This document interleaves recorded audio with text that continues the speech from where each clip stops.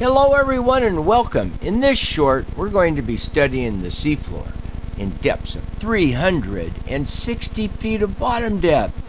It's crazy out here. If you listen quietly, you'll hear the rumble of my motor as I look at the bottom of my boat. Might as well do a little inspection before I fly down into this, whatever it is. I have never seen this much marine snow and septic pollutants off of Kitsap County beaches, and to think these people are out there clamming and crabbing, thinking that the shellfish is safe to eat, possibly could be. But what I'm seeing here in this shot, as I drop to the bottom, in the 360-foot range.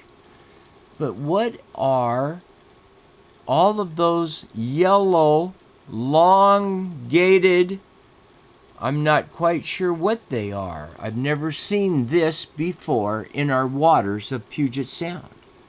Summertime, yes, I understand that the bacteria levels do rise because of the water temperatures. We've been taking temperature readings, and I've been in the 55-degree area on the Hood Canal at a low tide when we had that 100-degree weather, and that was a minus tide. I took a reading off of the sand, and it was over 100 degrees, and when the water went over the top of it on the incoming tide, it was 87 degrees in the southern Belfair area of the Hood Canal.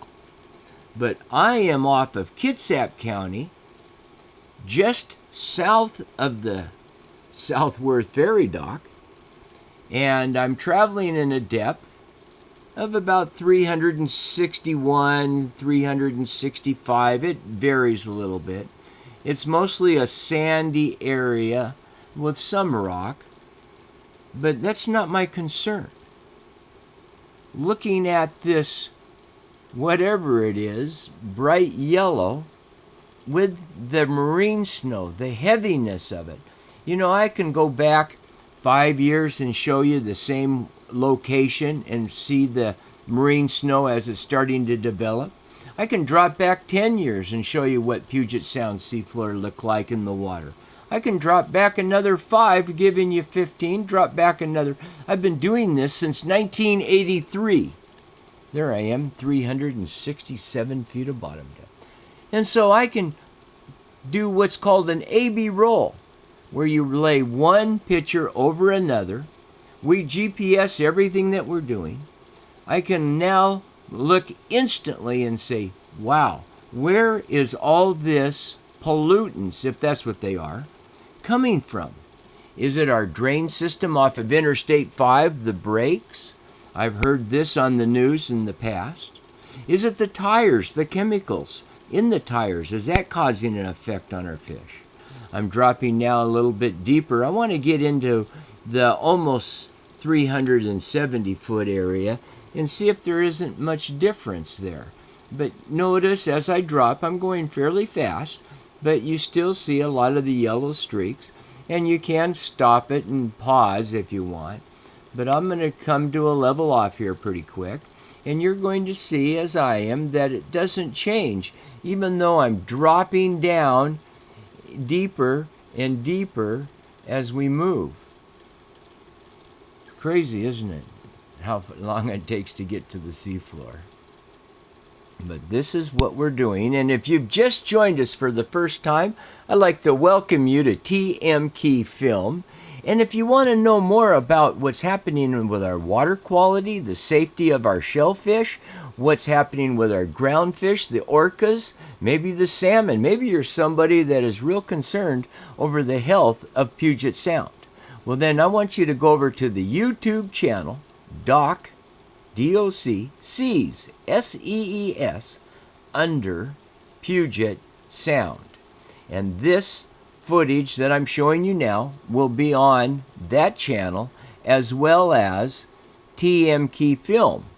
I think it's important to try to educate the public on just how heavy the marine snow is coming into the waters of our Northwest. Maybe it's an invasive species of some type. But as you can see here on the screen, when I landed, yes, we do make up a little bit of dust as we move. But I'm looking now, is the marine snow heavier at the bottom, or is it heavier as I come towards the surface? And what type of chemicals are in those little white specks that we're looking at? It looks like snow in a lot of ways.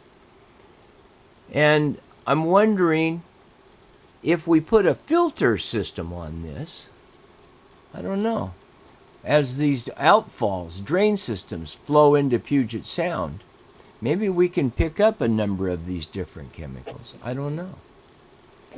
I know this, though, that as we continue flying in our northwest waters, I'm going to be bringing you more of this type of footage so that you'll have good working knowledge and the understanding of why the beaches of Kitsap County, moving over to Bainbridge Island, in my opinion of what I've filmed in Puget Sound, chances are those beaches are the most polluted that we have in our Puget Sound. But no fact on that, can't be factual on it at all.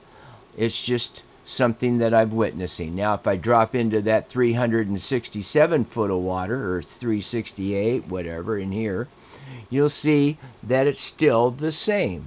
As we've been moving all along the seafloor, nothing really has changed. However, down deep, you don't see the yellow like you were seeing up in the mid-surface area.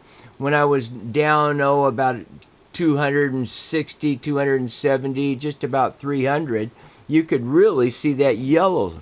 But when I drop off the seafloor, run down this cliff area, there's a little bit of a ratfish there for a moment, I don't see that yellow like I was seeing before.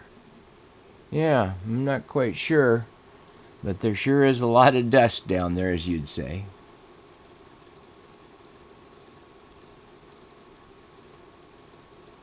You know, it's amazing what you can do with these cameras nowadays. Just to be able to see that shot at 370 foot of bottom depth, and look at the current flow as it's moving over our seafloor.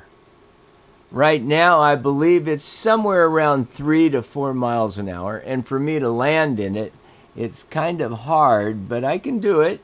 Up to 12 miles an hour, we were in the Chehalis River, working with the tribe, the Quinault tribe. Boy, what a vision they had on the net removal.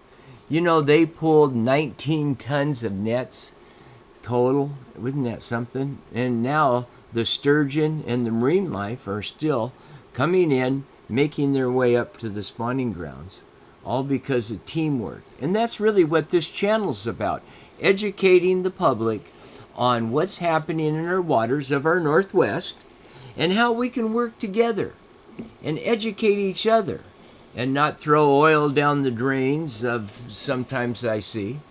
And on your animals as they run down the beach at low tide, you know, pick up their feces, because it all adds up. You get 1,000 people walking the beaches with 1,000 dogs. Some people have 2 dogs, 3 dogs, I don't know.